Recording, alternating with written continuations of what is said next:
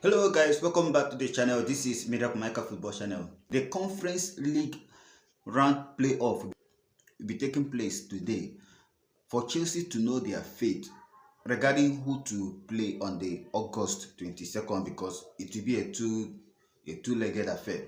22nd and 29th, if I'm not mistaken, of this month. But the draw will be taking place today. Who are we going to face? Now the question is, what if Chelsea gets knocked out? Are we going to skate through? Because at this moment, I don't even understand what to expect from Chelsea anymore. Don't be surprised if Chelsea bottles this playoff, meaning that we are not going to participate in the Conference League. Don't be surprised, because anything is possible in this football club. Our level fell from winning the Champions League to World Cup winners. We went from winning the Club World Cup after defeating Manchester City to win the Champions League. We have fallen to playing in the playoffs for the Conference League, all because of the decisions of the board that has decided to be going round circle instead of pushing the club forward. You take away a player, replace the player with the same quality or even a lesser quality. The decisions of this board ever since they took over from Roman Abramovich, I can count how many decisions they have gotten right. The case of Cole Palmer. Aside Cole Palmer, I can't seem to lay my hands on any positive since this Todd Boehly and Co came into this club. I can't lay my hands on any. We've been going from one mid player to another mid player to even worse players. The signings are not just encouraging. According to Matt Law, Conor Gallagher becomes the 5th player from the academy that this board, these owners have sold since they took over. Amada Broja and Trevor Chalobah will follow suit to make it 7. Let's break down this scenario. Let's break it down. We sold Conor Gallagher to Atletico Madrid. He said yes last night. If you have not watched the video, I suggest after watching this video, you can go back and watch the video. He'll be earning 200,000 every week. He signed 5 years deal with Atletico Madrid.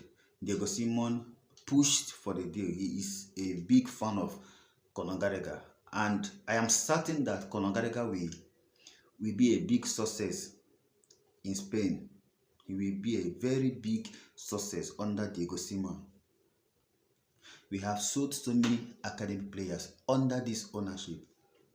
How much did we buy Michael Modric?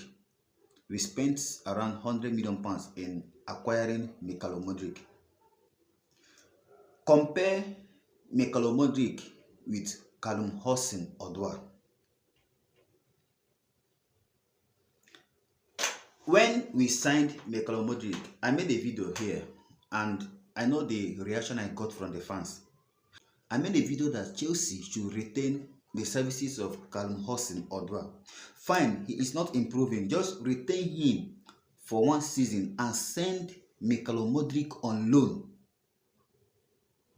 In this case, Callum Hudson-Odoi gets to play some minutes that will make his value to go higher. Because I don't see Chelsea selling him anything below what we sold him for. This will give Michael Modric the opportunity to go to clubs like Stuttgart, maybe Hoffenheim, those clubs in Germany or maybe Spain that doesn't have too much pressure, with little at stake. No pressure. It will help Modric to develop. Chelsea signed Andreas Christensen when we had the likes of John Terry, we had Gary Cahill. I think David Luiz was stay there. Ivanovic was stay there too. We sent Christensen on loan in Germany. He played in Germany. Spent three years at Borussia Mönchengladbach.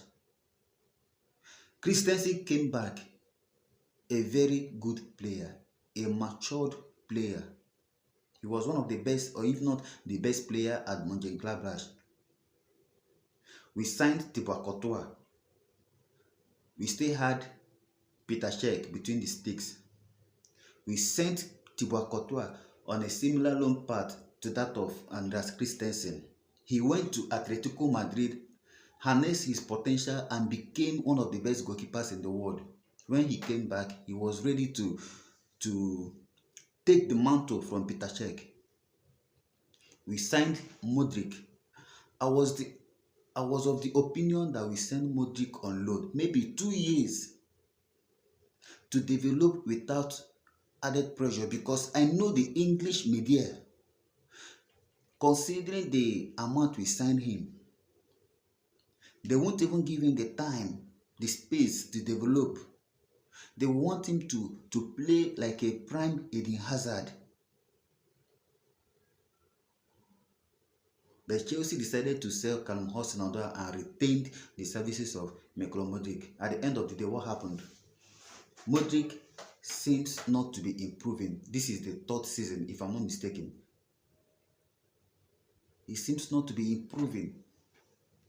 And if Chelsea were to sell Modric today, I don't think there are clubs that will sell. I don't think there are clubs that will be ready to spend up to £40 million on Michael Modric. I don't think so. We spent how much on Enzo Fernandez?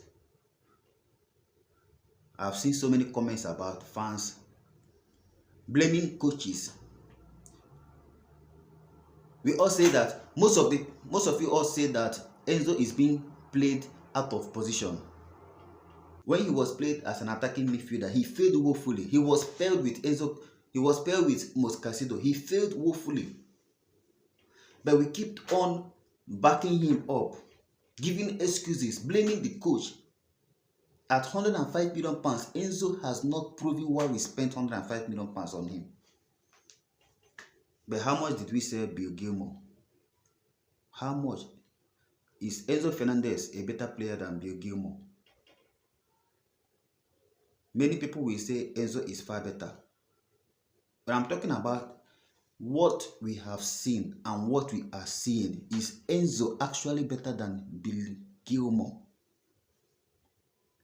We are not talking about what will be, or what we expect, or what we want it to be. We are talking about reality. Enzo Fernandez at £105 million. Is he better than Bill Gilmore that we threw away? Now we have sold Lewis Hall to Newcastle United, and we sold Ian Marston to Aston Villa. Who did we buy? Renato Vieira. Time shall tell if Renato Vieira is a better player than Lewis Hall. If he is actually a better player than Ian Marston. Time shall tell.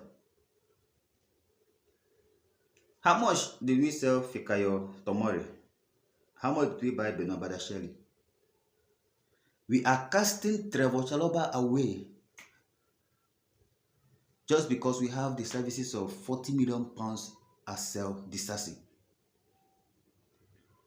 We sell our academy boys just because we want to balance the book after spending heavily on average players that they are better than.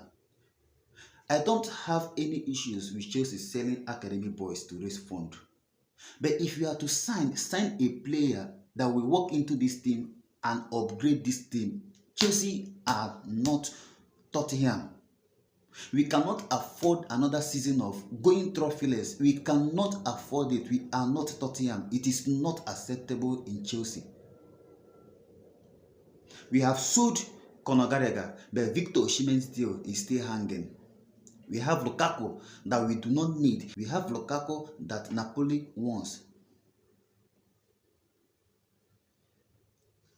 Against Manchester City, we saw how many chances we created. We created more than Manchester City. We had better shots.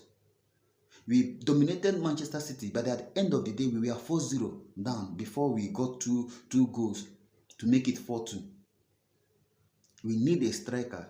VICTOR OSHIMEN is available, but Chelsea are not serious about the deal. It's all about money, all about profits.